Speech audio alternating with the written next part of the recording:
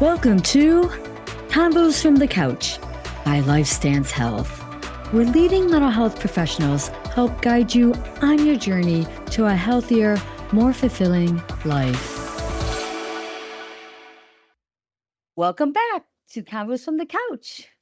I'm Nicolette Leanza, and today I'm joined by therapist Sarah Yanissi, and we'll be exploring Gen Z's unique coping strategies and what they reveal about how young people navigate stress today. So, welcome back on, Sarah. Thank you. Whether you're a parent trying to understand your teenager, an educator working with young people, or simply curious about generational differences in coping strategies, this conversation would shed light on what Gen Z's coping methods tell us about resilience in the digital age. Sarah, to get us started, tell us a little bit about your experience working with Gen Z. Sure. I have a few different ways that I have been exposed to Gen Z folks. One is that I am a graduate school professor, so lots of Gen Z students in my classes. I'm also a mom of two Gen Z kids. I also have three Gen Alphas, but they're all under 5. So come back in Woo! 10 years and we could talk about them. Gotcha. So I see some of these coping strategies firsthand in my own house and in my classroom. I also work with a lot of Gen Z patients, lots of them presenting with anxiety, depression, eating disorders. And I think the impact of COVID is something really important to highlight as we're starting this conversation because this generation experienced a lot of isolation during middle school or high school. So it's not surprising to see some of the mental health issues that I just named. It's also not surprising to see the ways that they're coping. But I love Gen Z. I feel like from my experience, they're really politically, Yeah. environmentally, and socially Yep. aware, really clear Yes. about their values, things like injustice, Yeah. inclusion. They're also really aware of mental health issues and they have language for it and so much less shame than Yes. other previous generations. So it makes me really hopeful when we think about how they're coping. Right. Oh my gosh, I agree with you 100% for sure. So, what are some current coping strategies you're seeing that are trending among Gen Zers? One is bathroom camping, which is where either students or professionals take a break and spend a lot of time in the bathroom at school or at work or in their dorms. And it's just a way to create a mental break or an Uh, escape during the day. Another that's really common are taking a Diet Coke break in the middle of the day, little caffeine. They're calling it fridge cigarettes. And that's again a little mental reset or a little bit of an indulgence. But other things that I think I'm seeing or hearing about that resonate probably with those of us in any generation. Music is a really big one. Having a little sweet treat, rewarding mhm, yourself for mhm. finishing something or doing something. Lots of time at the gym. That seems to be, I'm thinking about, I'm Gen X and my generation, we were always at the mall. Yeah, yeah. Boomers were always at the soda shop, but There you for go. Gen Right. Z, it's the gym. Other things, I think like cozy clothes at work Mm, or at school. And some of that is about fashion, but it's also about like just creating comfort in your own body. yeah. Aimless driving is another one. Like, so many of my Gen Zers are like, just get in the car and drive Just drive. and have nowhere in particular as Right. a Right. destination, but that's what they're doing. Another one is shopping. And most of the time, this is like online shopping. And I see it both with men and women, young adults. Men, it's often like health related kind of products, things like protein powders, and like really looking at purchases that are about their physical health. For young women, similar, but also we see a lot of beauty product kind of stuff. So leaning Mhm. into wellness, but more of kind of a physical wellness in these particular ways. Like my daughter got a package a few weeks ago and she was so excited to show me and it was snail mucin and I was like, I'm not even sure I want to know what that is, but you're going to put it on your face and it makes you feel good. I will Right. just take that. But I think the biggest one is by far scrolling, like being on Oh, social yeah. media. Yeah. Yeah. And so watching endless TikTok videos, posting on Instagram and waiting for likes. So, like Mhm. getting that dopamine hit of external validation, checking on Snapchat for the maps to see where their friends are, like, is somebody nearby? Or Right. worse, are people doing something fun and I'm not there? Giving yourself a boost by looking at your Snap scores, likes and comments that you've gotten as again, that validation, but also looking at what other people post and comparing your own life to that. And I think there's some pros and cons to that. But also revenge scrolling. Do you know what this is? Oh, revenge. Tell me more Yes. about that. Okay, revenge scrolling is staying up really late at night because you didn't get your like time with social media during the day. Oh, And okay. instead of checking throughout the day if you have a kind of the kind of job that doesn't allow you to do that or Right, school or right. whatever, it basically means staying up until all hours on Oh, I social hadn't media. heard that one. Yeah. Wow. Okay. Taking as a way to take back some time from your day for it. That's exactly right. It's feeling like you were robbed of that personal time and Mhm. then using it at the end of the day to catch back up. Wow, very interesting. So, very interesting these very specific coping rituals we're seeing with this generation. So, can you tell us more about some of the pros and cons of these different rituals? Yeah, so I think one thing that's a theme that I notice is that Gen Z coping strategies are really about taking mental breaks, like brain breaks.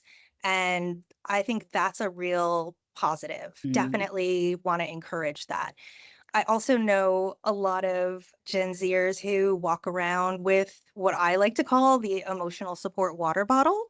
Yes. Yeah, for me, it was always a cup of coffee, so not great for me. Like, water is such a better choice, so hydration is one of the benefits. But there are definitely some downsides, specifically when I think about revenge scrolling, we're talking about really disrupted sleep, not getting enough time for rest. Some of the checking and posting and that, like, looking for external validation, that can have a positive effect, but also there are some risks to that around compounding feelings of isolation or being left out or not measuring up. And I think too, like purchasing things and seeking products that can be helpful. And listen, there's no judgment here because I do it too. That's also not always great for your finances, and some of the things may not be great for physical health.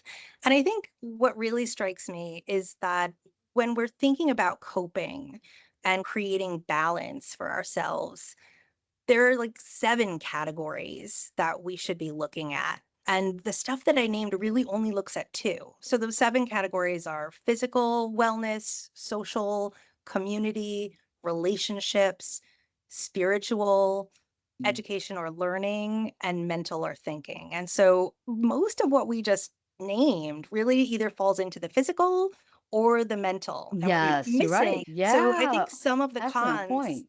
are that Yeah. we're not getting a holistic Yes. way of coping.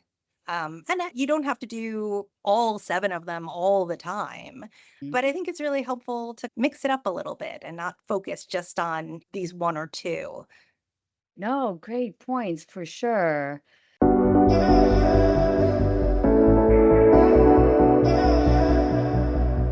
Are there specific coping skills that you would recommend for this generation?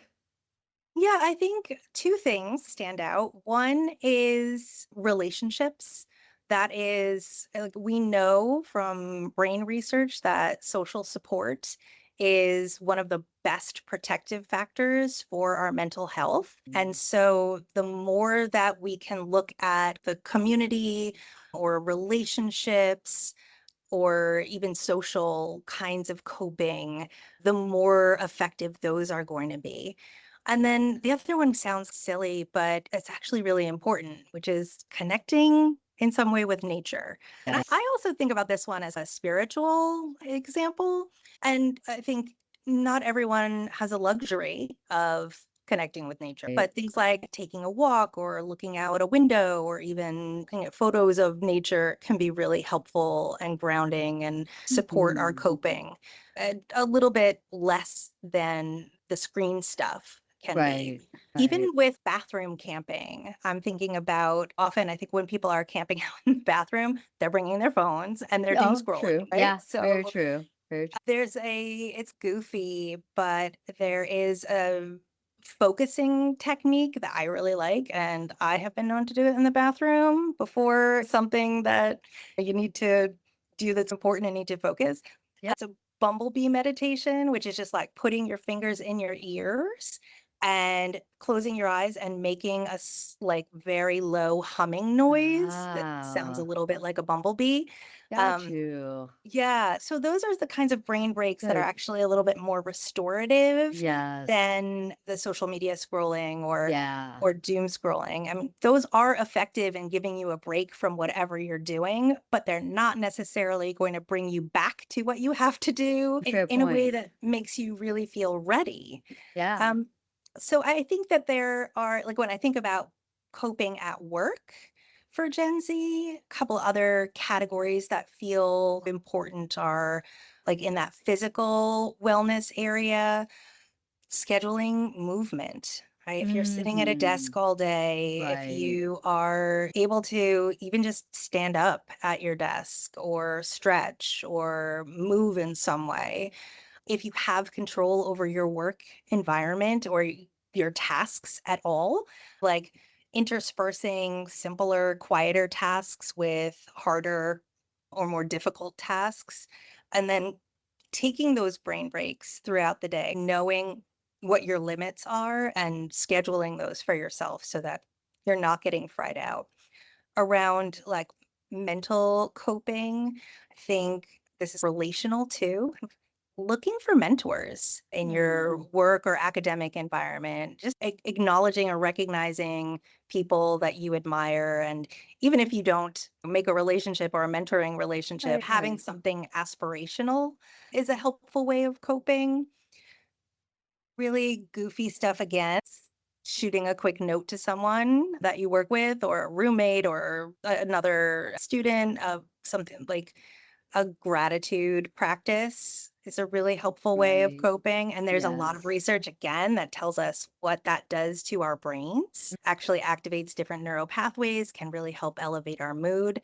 My personal favorite is bringing in cookies or donuts. That works. Yeah, That I works for me. can afford to do that right now after 30 years of working, and not everyone can do that either. So I want to just acknowledge that. But those are some of the things that can be really helpful too. Helping yourself to feel organized, Mm. just taking 5 minutes to reorganize either your desk or your workspace, your work bag, your gym bag, yeah, I sometimes feel like my work bag is an external representation of my internal state, and when it's chaos, so am I. And so I could like just if I just take out all the receipts and sort things back into their proper compartments, I feel a little bit more held Yeah. together. Knowing or thinking about who you can ask for help and how you would do that. So, like planning ahead rather Mhm. than finding yourself in a stressful situation and feeling alone, like again, to combat that isolation that we know Gen Z had during Yeah. COVID. Yeah. Also, thinking about how to practice healthy boundaries. Like, that is something I would That's really a huge recommend. one. Yeah, I sometimes will ask my patients, I'm like, so how many times did you say no to someone this week? And they'll be like, Great question. that's a zero. And I'm like, okay, so next week it would be really cool if when I meet with you, you can Right? give me an example of a boundary that you set in some Right. way. And then also like really setting aside time to talk about and recognize successes, your own Mhm. or the successes of other people that you care about. And then I think too about just I refer to it as like the spiritual component, but for me, like I think I knew that I wanted to be a therapist the first time I watched the Oprah Winfrey Show Yeah. and saw somebody come on and help a family with this complicated thing. So for me, like my work every day feels really connected to my Mhm. purpose. I think a good way of coping is to reflect too on like just the way that what you're doing, even if it's not your dream job or even if you're still in school, to think about what you're contributing and what you're taking in from the experience can be helpful. Oh, definitely. Oh my gosh, these are great. Definitely great recommendations here. Any other insights you'd like to share? I've been seeing online a lot about the Gen Z stare. Are Oh you my gosh, familiar with yes, this? yes, Okay, I've been yes, hearing right. about it. So, Yeah. Yeah. and I'll admit that I've seen it at home in my house with my kids. If you ask a question and it's not a comfortable one, or there's some critical feedback, you met with this blank look. And there are lots of different ways that people are talking about this online and in the media and in all kinds of settings. But I think most people come down on the side of thinking that this is really just about discomfort and Yeah. managing discomfort. And I think I think about managing discomfort for Gen Z is really like a very critical skill to develop right now for a and so the conversation that I find myself often having is there's a really big difference between comfort and safety. And in those moments where, someone is feeling uncomfortable, it often feels like it's not safe. It's not like socially Yeah. safe. It doesn't feel like Right. relationally safe. Lots of ways that can show up. And so, really trying to have some conversations with yourself about what is the difference between comfort and safety. I also think being authentic means taking care of the different parts of you, going back to that list of 7 things, like not just focusing on physical wellness or mental Mental. breaks, Right. but also really thinking about who are you able to connect to? What can you plan and put in place where you are going to be face to face in real life with other people to Mm. get that kind of like social fulfillment and also practice. Like some of the discomfort comes with not having a lot of practice. Yeah. And then I think about being part of a larger community. So if you're in college or grad school, like going to events for your major, if you're not figuring out what you can do in your community, like I work with someone who just brings supplies to a dog shelter once a month, and that's Um, like a way of just really being connected to the community without a lot of social risk. And she right. loves dogs. Who doesn't love Right. dogs?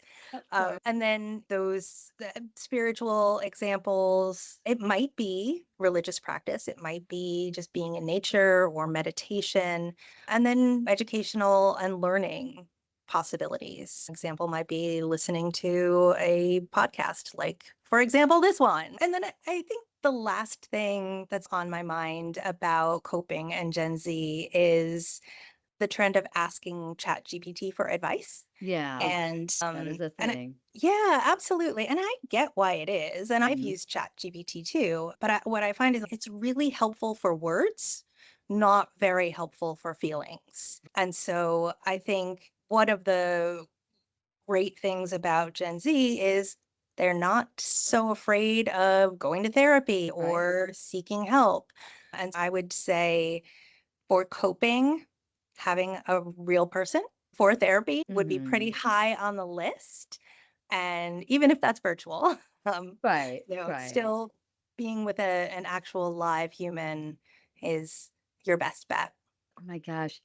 Sarah, thank you so much. Thank you for helping us understand more about the specific and unique coping skills of this generation, but also including a more holistic, bigger view too of how else this generation and all of us probably can cope at a deeper level. Really appreciated that for Yeah, my sure. pleasure. Thanks so much for having me. Definitely welcome. We'll definitely have you coming back on for sure. Great. I'm looking forward to it. I'd also like to thank the team behind the podcast, Jason Clayton and Juliana Whitten. Thank you for listening to Converse from the Couch. Take care, everyone.